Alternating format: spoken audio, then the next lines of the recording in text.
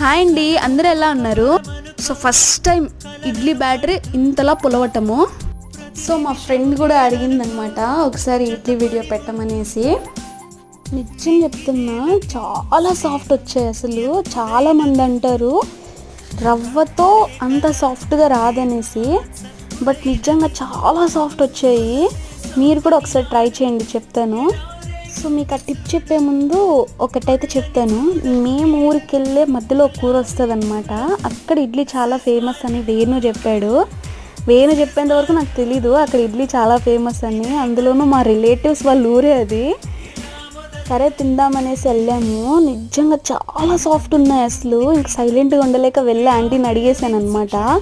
Aunty ఇంత సాఫ్ట్గా ఎలా వచ్చాయి, అసలు టిప్ చెప్పండి ఆంటీ, మీరు ఎలా బ్యాటర్ కలుపుతారు అనేసి అడిగేశాను.